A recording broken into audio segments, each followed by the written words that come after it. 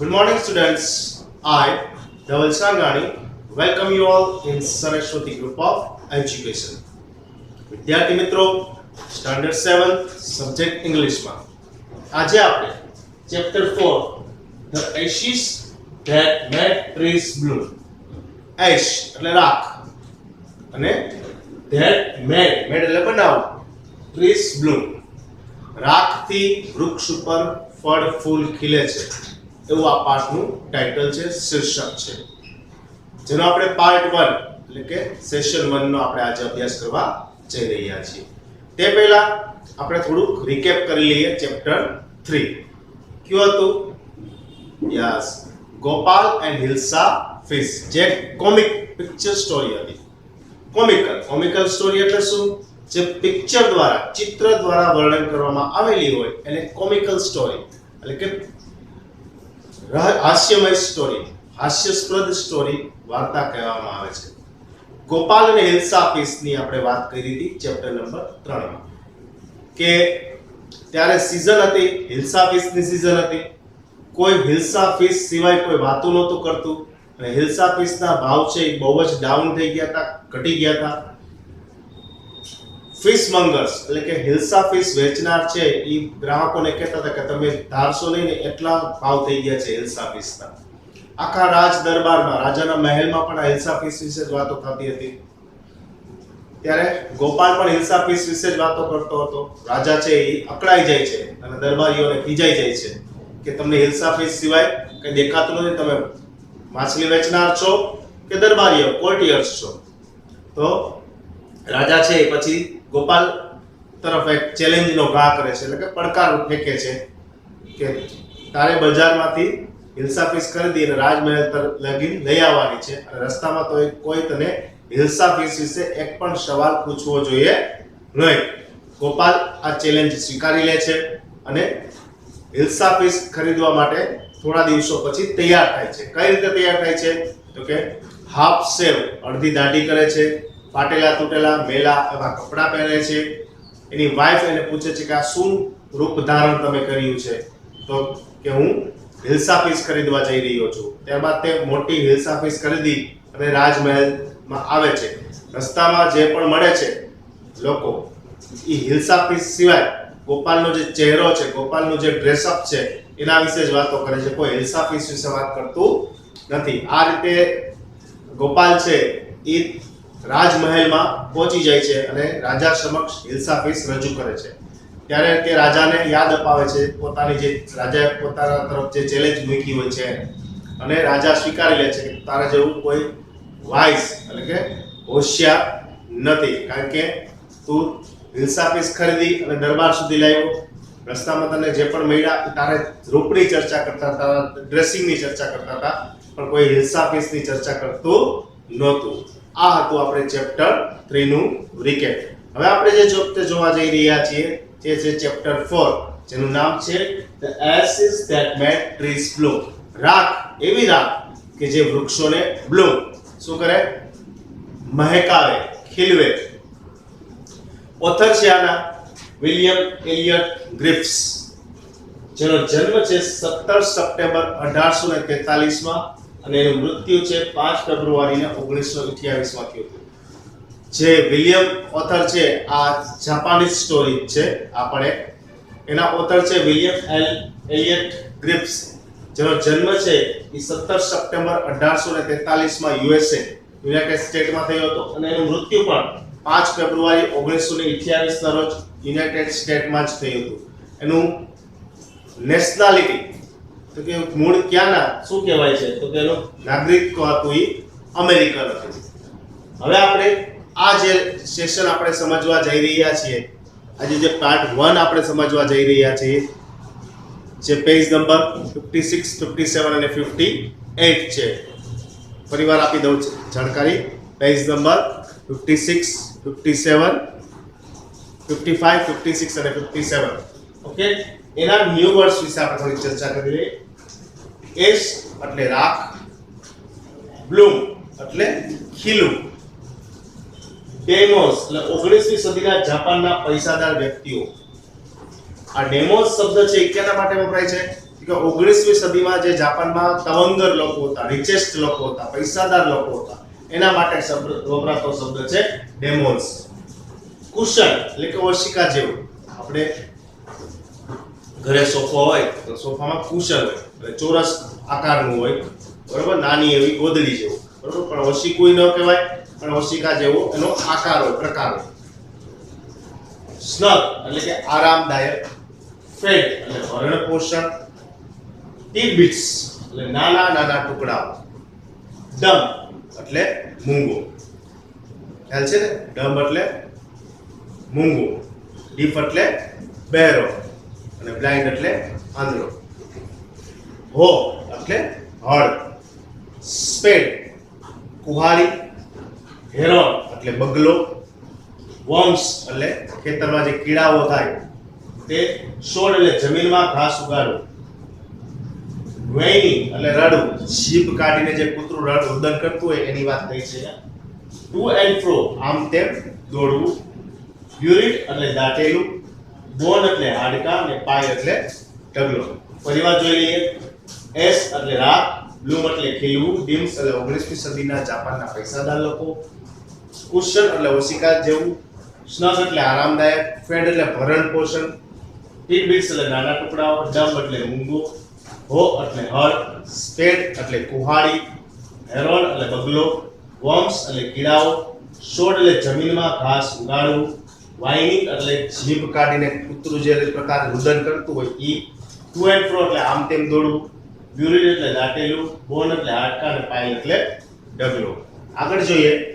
ગ્લેમ્ડ એટલે ચમકવું, સેન્સિટિવ એટલે સંવેદનશીલ, કિક્ડ એટલે ભગાડી મૂકવું, સ્કોલ્ડેડ એટલે ખીજાવું, કોક્સ એટલે પટાવવું, ડેન્ટિસ એટલે સ્વાદિષ્ટ, ટ્રેઝરર ખજાનો, પાઇન ટ્રી દેવદારનું જે વૃક્ષ થાય ઈ, બીનિથ એટલે નીચે, કેવટસ એટલે લોભી, ફ્લંગ એટલે દાટવું, ક્રોન એટલે ડોસી, હિપ્ડ એટલે ઢગલો અને કેરકાસ એટલે સબ, ગ્લેમ્ડ એટલે ચમકવું, સેન્સિટિવ એટલે સંવેદનશીલ, કિક્ડ એટલે ભગાડી મૂકવું, સ્કોલ્ડેડ એટલે ખીજાવવું, કોક્સ્ડ એટલે પટાવવું, ડેન્ટિસ એટલે સ્વાદિષ્ટ, ટ્રેઝર એટલે ખજાનો, પાઇન ટ્રી એટલે દેવદારનું વૃક્ષ, બીનિથ એટલે નીચે, કોવેટસ એટલે લોભી, ફ્લંગ એટલે દાટવું, ક્રોન એટલે ડોસી, હિપ્ડ એટલે ઢગલો અને કેરકાસ એટલે સબ. હવે આ જે સ્ટોરી છે ને એ એક પેટ એનિમલ છે, ડોગ. ઈ એક રિચ મેન જાપાનના હોય છે, એના ઘરે રહે છે, અને શું હાલત થાય છે, અને ત્યારબાદ એ જ ગામમાં એક ગરીબ ડોસા ડોસી રહેતા હોય છે, બરોબર, વૃદ્ધ લોકો રહેતા હોય છે, અને એ કૂતરાને હંમેશા હળધૂત જ કરતા હોય છે, કાઢી જ મૂકતા હોય છે. ત્યારે શું બનાવ બને છે એના ઇર્દ ગિર્દ આ સ્ટોરી રચાયેલી છે. આપણે પેજ નંબર 55 પર સ્ટાર્ટ કરીએ.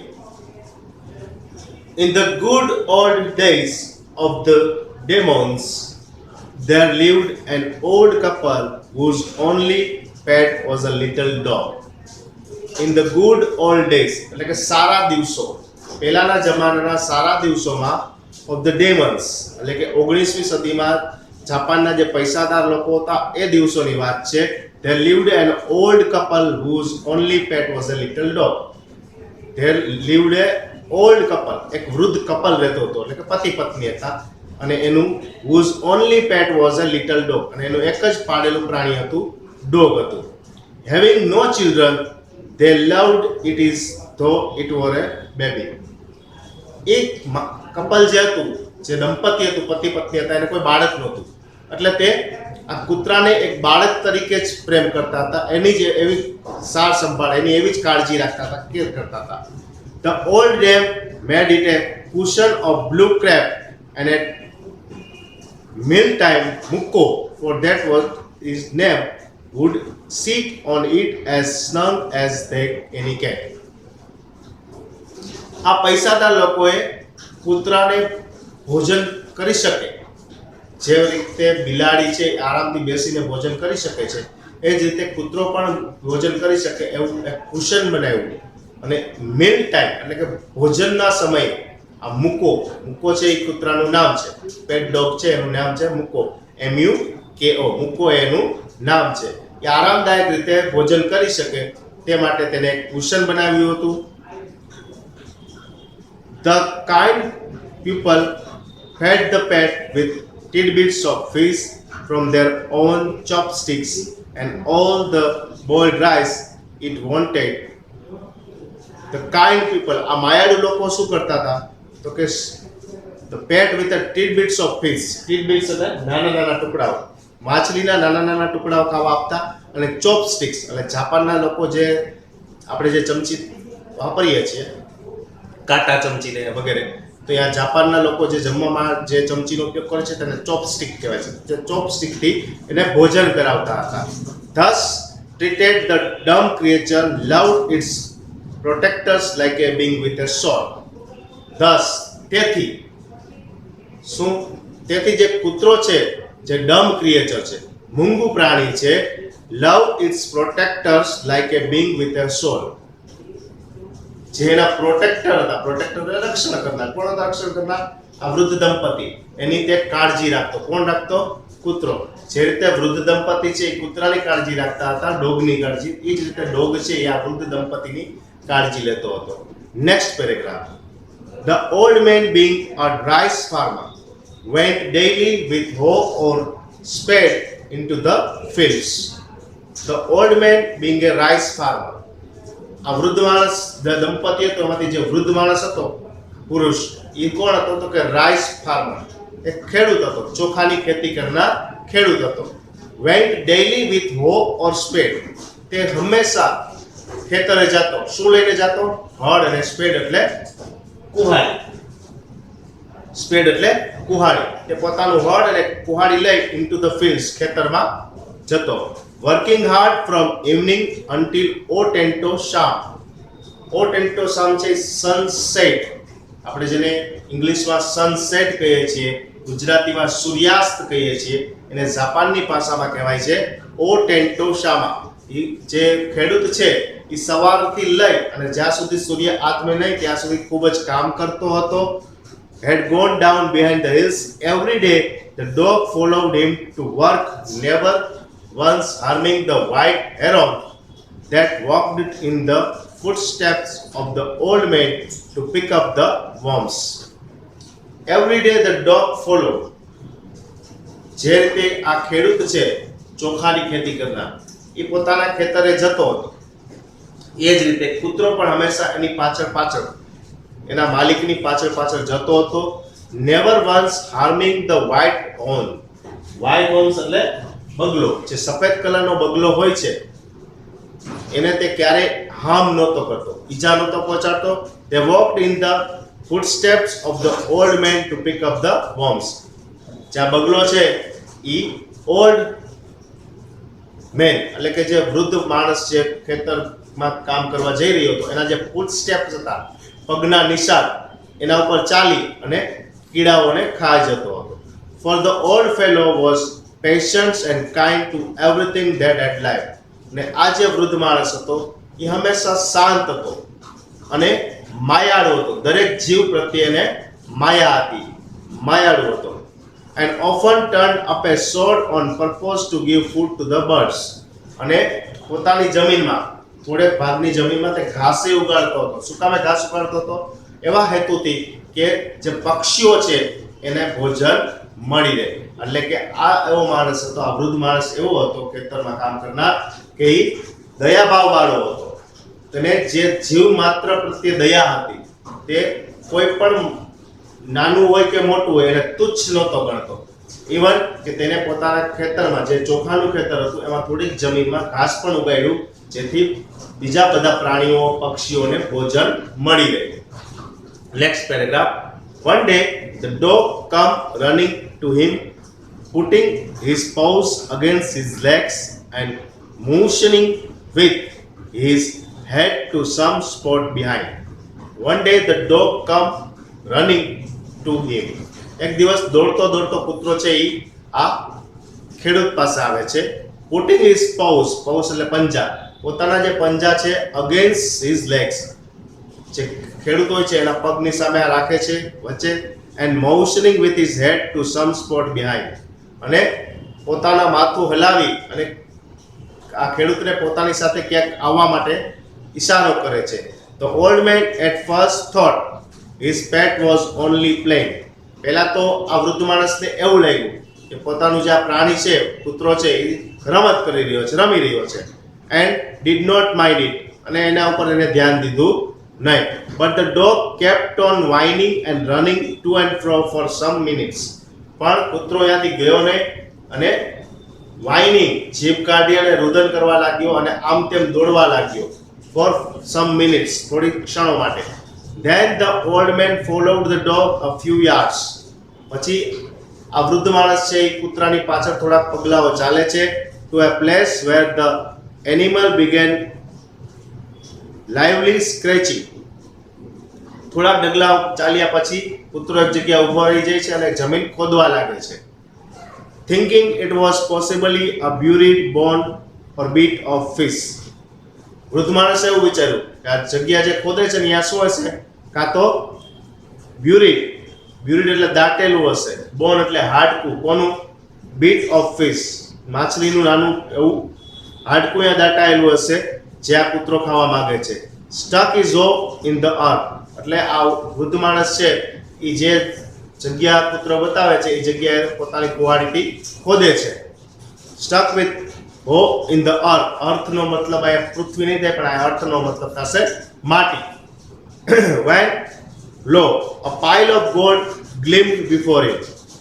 પણ એના માનવામાં ન આવ્યું, આશ્ચર્યચકિત થઈ ગયો. શું કામે? પાઇલ ઓફ ગોલ્ડ, પાઇલ એટલે ઢગલો, ગોલ્ડ એટલે સોનાનો, ગ્લીમ્ડ એટલે ચમકવું. એને નજર સમક્ષ શું ચમક્યું? સોનાનો ઢગલો થયો. બિફોર હિમ. હવે આપણે આગળ જોઈએ page number 57. Thus in an hour the old couple were made rich. એક જ કલાકમાં આ જે વૃદ્ધ દંપતી હતું એ કેવું થઈ ગયું? પૈસાદાર બની ગયું. The good souls brought a piece of land. તેથી આ સારા માણસોએ, સારા વિચારવાળા માણસોએ એક લેન્ડનો એટલે કે જમીનનો ટુકડો ખરીદ્યો. Made a feast for their friends. પોતાના મિત્રો માટે મિજબાની એટલે કે જમણવારનું આયોજન કર્યું. And gave plentifully to their poor neighbors. અને જે પોતાની આજુબાજુ જે પડોશી હતા, જે ગરીબ હતા, તેને થોડું ઘણું ધન આપ્યું. As for the dog, they petted him till they nearly smothered him with kindness. અને ડોગ માટે શું કર્યું? તો કે એને એની પીઠ થપથપાવી. ક્યાં સુધી તે પોતાની તરફ માયાળું ન થઈ ગયું. બરાબર? તેને કૂતરાનો પણ એટલો જ સારો એવો આભાર માન્યો.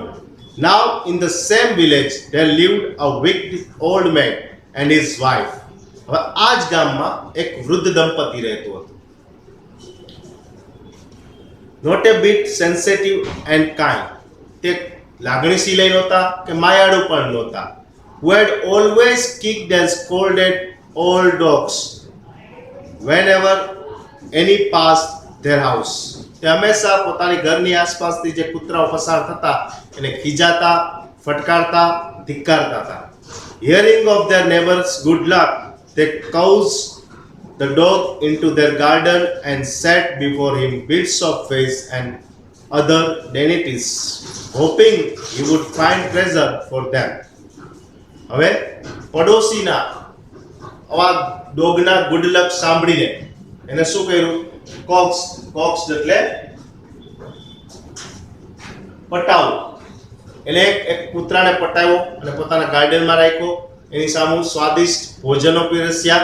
હોપિંગ, એ શું, કઈ આશાએ એને ભોજન પીરસ્યું કે આ ડોગ પણ પેલા ડોગની જેમ અમારા માટે ખજાનો શોધીને લાવશે. But the dog, being afraid of the cruel pair, would neither eat nor move. But the dog being afraid, પણ એ કૂતરો છે એ ડરતો હતો, ગભરાતો હતો. of their cruel pair. Cruel pair એટલે આ જે દુષ્ટ માણસો હતા વૃદ્ધ દંપતી, એનાથી ડરતો હતો. would neither eat nor move. ના તો એને જમ્યું કે ના તો એ પોતે જે આ જગ્યાએ હતો ત્યાંથી હલનચલન કર્યું. Then they dragged him out of doors, taking a spade and hoe with them. પછી શું કર્યું?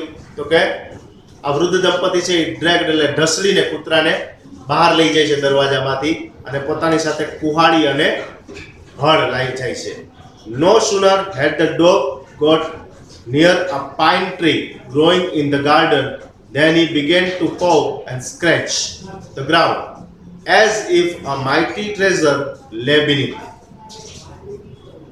ઢસડીને કૂતરાને બહાર તો લઈ જાય છે, તો કૂતરો બહાર જઈને ક્યાં જાય છે? દેવદારના વૃક્ષ નીચે આવીને ઉભો રહે છે અને જમીન ખોદવા લાગે છે. શું કામે જમીન ખોદવા લાગે છે? કદાચ ત્યાં લે એટલે પડ્યું છે સોનું, ટ્રેઝર, ખજાનો, beneath, નીચે.